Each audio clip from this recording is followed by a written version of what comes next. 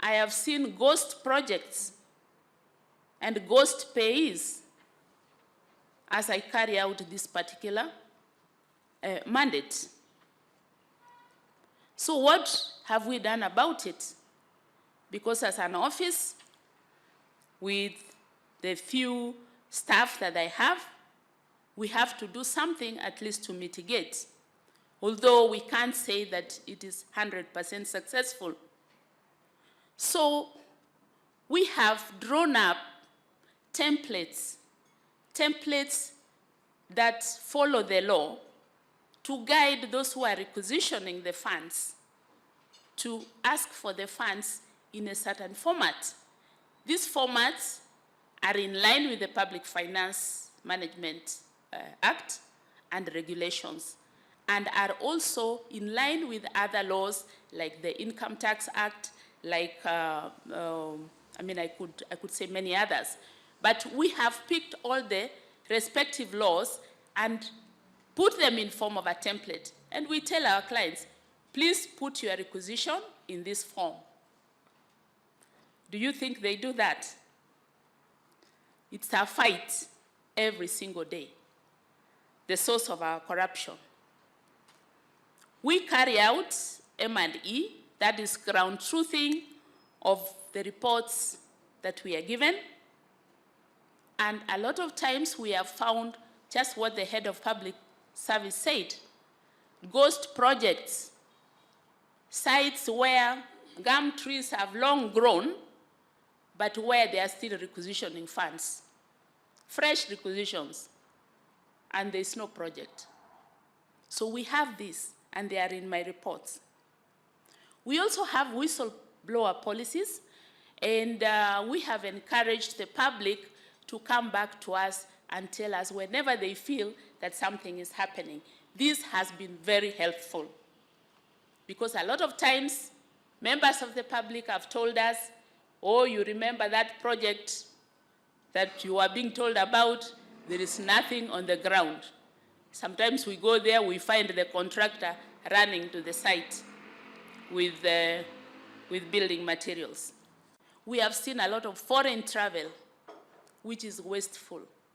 MCAs who go in large groups to foreign countries, there is totally no accountability.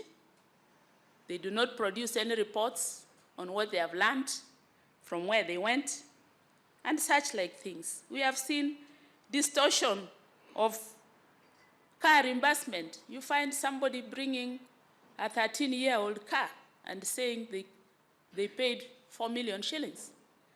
So generally, looking at the way the requisitions are made, you can see a deliberate effort to defraud public funds. So what are we doing about it? My office intends to automate the exchequer process so that we reduce the human interactions. However, there is a caveat. I cannot automate on my own. And I believe that when my colleague from the National Treasury will be coming here, they will tell us the process, the progress of automating, because, Honorable Chair, that would solve a lot of the issues that we have. We also feel that requirements for approval of foreign travel should be tightened. There should be accountability forwards and backwards. If indeed people are traveling out, then can they be accountable? Can they tell us what they want to do and how it is going to help the country? In fact, at some point, I used to see, I think it was the World Bank, that used to ask for an essay on what you think you are going to learn from the training that you are going for. And when you come back, you tell us what you have learned and how we are going to apply it. My office has developed some guidelines to guide on most of these things, But again, we need a strategy for enforcement, because a lot of times when I try to raise questions on requisitions, the governors are on my case. They don't want questions. They say, just give us the money. When I ask them how they will account for it, they tell me, we will deal with the auditors, not with you. That, Honorable Chair, has been a big problem. The supporting documentation to access many of these claims are normally defective.